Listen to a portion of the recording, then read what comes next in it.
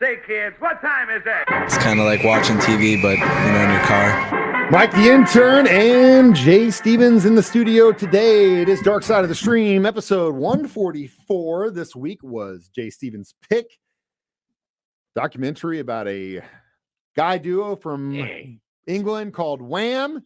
I had no idea you were such a big fan. Well, I'm a fan of, and I'd say an American success story, but this is actually like a worldwide. But hey, two young kid buddies set to take on the world, and they did it. So I love that. I love that, man. And like these kids had a plan. Hey, we want to become huge pop stars, and these guys did it, man. Okay, obviously wake me up before you go, all that stuff. But yeah, the songs weren't that great. Careless Whisper is a good song, but the other songs, a lot of those songs were really were definitely built and created to take over a demo, and that was like teen pop stuff in this, and it worked. I mean, hell, I listen to Last Christmas every year. Oh yeah, I love that song. It's such a great song. Obviously Freedom, another great song. Was Wham Never Gonna Dance Again, or is that straight up George Michael? That was when the first time they said just George Michael. So, but yeah, and this guy produced the stuff. Yeah. And in fact, to go record with the Muscle Shoals guys, and then go, no, I'm not going to use that version. I'm going to produce my own version. That's pretty baller. Yeah, especially to be that young and I guess green in the industry to make a. It's the whole thing. They were very young. That was a knocks on them. They were very young. They were goofy. Yeah, you know. And then the fact, here this whole time, I thought both of them were gay. The whole time. And then all of a sudden, this documentary, one of them was actually out there womanizing, living the rock star life, while the other one was hiding his sexuality. And obviously that was George Michael, but yes, Andrew was a womanizer and definitely lived the dream and picked up a lot of chicks in that period. Probably some of the girls that were after George Michael. Either way, we'll talk more about their story. It's Wham, Dark Side of the Stream on 104.7 The Cave. 104.7 The Cave, Mike the Intern, Jay Stevens, two guys in the studio on a rock station discussing Wham. Yeah, you never thought you'd hear this day. Well, you never thought you'd think Jay Stevens would be the one to pick this should one. Be Maybe airing on April Fools, actually. But. I guarantee you this, I will not play a Wham song after this. I was never a Wham fan, but I saw them, with the whole "Wake Me Up Before You Go" in those shirts with words on it. Their outfits were way crazy. A lot of hot pinks, short shorts, a lot of short shorts. But by the time they hit like the Live Aid time, George Michael with the black jeans and the black leather vest, dude, he looked good. But that was the end. That was like the good. end. He came out with a beard. He did the "Don't Let the Sun Go Down on Me." Yeah, and that was like the way he catapulted himself to say, "I'm George Michael, and this is my solo career." And good on his buddy for going, you know what? It was time for him to go off on his own. He was the big star, and I was cool with just letting him go. And I had my 4 years of fun. Only 4 years they did it, and they took over the world. And he's like, I'm good. I'm so done. Quick. And it just goes to show you how long, especially with these pop sensations, those things really burn out. But that you're right. And that's a good point I wanted to bring up. And we'll do it now.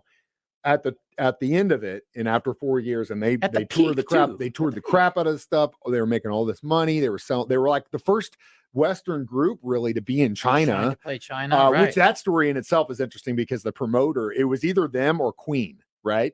Wow. And so he takes a picture of George and Andrew and makes them look really conservative, really good looking young men. And then he takes just a very flamboyant picture of Freddie Mercury and gives them to the officials in China and says, "Who do you guys want to come into your country?" Well, they picked Wham, which I think is funny. But yes, there is no animosity from Andrew at all. No, he was so supportive. He was what basically happened was at a certain point, George Michael obviously dealing with what he was dealing with in his life. And yes, you were right. He had to be in the closet. He was definitely not open about being gay when he was in Wham at all. I mean, you could make your guesses, but he was so not weird, open. Though, back then, not open about it. Back then that nobody did it. And nowadays it's very accepted, you know? Well, you're going after a demo nowadays, but yes, you are right in the money. Like you mentioned before we started talking, guys like Rob Halford, they weren't ever open about it. Freddie Mercury, who was extremely flamboyant, was never really open about his thing because ultimately it's none of our damn business. It really isn't. Yeah. It just isn't. Yeah. But the fact that, after all this was said and done, George Michael was like, look, man, I want to do serious subject matter. I want to kind of push and go into a more adult-oriented music as opposed to this teen stuff that we're doing. Andrew's like, I don't have it in me. Good luck, sir. And that's awesome. He also said he was kind of getting burnt out on it. Also he true. said it was fun and they had a great time, but it's like 4 years of that. He's like, I was done. And then the dude really did just kind of ride off in the sunset, right? Yeah, he tried kind of doing his own thing. He went out to LA to try and be an actor for a minute, but eventually by, I think it was like 1990, he went back to Britain and was like, I'm done. But these guys were two little best buds from when they were like, what, 12 years old or something? Something like, they met in prep school and started doing their thing. And again, like literally took over 4 the world, years, man. 82 to 86, Yeah, 35 million records worldwide. So that just goes to show you that sometimes when things are hot, they are extremely hot. We'll talk more about Wham next, Dark Side of the Stream on 104.7 The Cave. Mike, the intern, Jay Stevens in the studio discussing Wham. So we Mike all know woke me up before I go. Yeah, he. Well, actually, you're the one who wake me up before I go. So again, at the end of the day, George Michael wanted to be more serious. Andrew was like, go ahead. That's fine. Well, he wanted to be respected as a songwriter, and nobody was really giving him that credit. But then Elton John was like, no, this guy's legit, you guys. And took him under his wing, kind of, I think, You know what's crazy?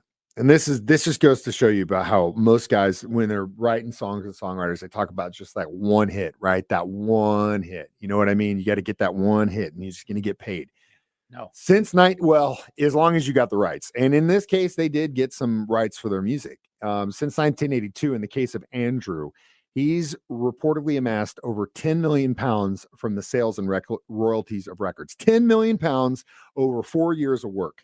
Okay. Much of that comes from Careless Whisper, which he co-wrote. It sold 6 million copies worldwide. And as of 2020, it's the 37th best-selling single of all time in the UK.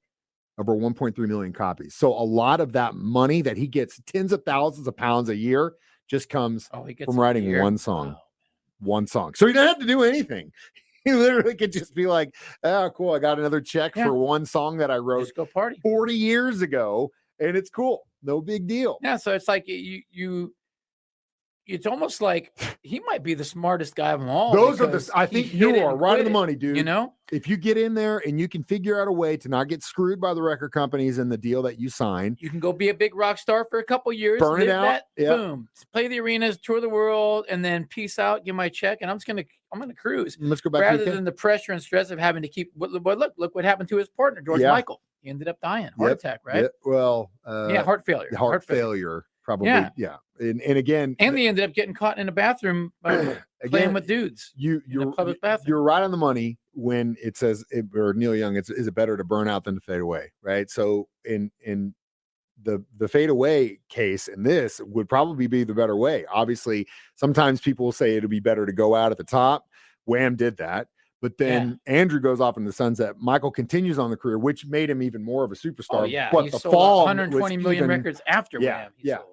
But again, that's the chance you take. And as a gambler yourself, man, there's no reward without the risk. And look at a lot of these like C-level bands, right? So I'm not talking like Motley Crue, Guns N' Roses, but there's bands that have like kind of a hit, right? Let's take They're out there still trying to tour, and they're not making money hand over fist. They're just trying to stay afloat. You know what I'm saying? But again, they made really bad deals with the record companies, and they're not making money off of cherry pie. Right, they're just not. They're making money on ticket sales and merch sales, and that's it. Off the name. So they have to keep out their hammer. So this dude might have took the best route. Did it for 4 years, lived the dream, and rather than being the guy playing the casinos at 60 years old, he's like, no, I'm on the beach, chilling. Living his life the way he wants. Well, maybe we should go out on top, Mike. We need to figure out what song we're going to write to a bunch of teenagers to make us millionaires for the rest of our lives. We'll put on tight shorts like they did.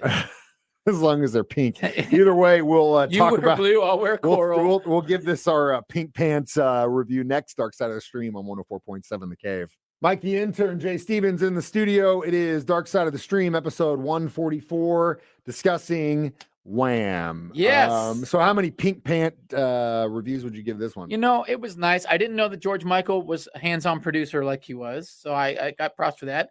And, like I said, I didn't really know their story. I thought they were just both two gay guys that kind of did it and faded out. But no, I didn't know that the one dude took the smart route, cashed in, and dipped out. So, hey, I appreciate it. Did you say 4? I'll give it a 4. Yeah. 4 pink pants? I agree. Yeah. I thought, again, and literally, it was short, too. They didn't stretch it out over 8 episodes or some straight, nonsense. Concise. It was good. You got a story about a band that literally was just like gone in 4 years and sold a lot of records in that short amount of time. Everywhere. The American dream. Yeah, from England. But yeah, I it's like one of those things. It's like, did I really want to know all this stuff about Wham? Well, I don't really know, but I do know that I'm glad I do, because there's a lot of stuff I didn't know behind the scenes. Cool. And when you look at a band like this, you always have the tendency to think, oh, it's a record company plant.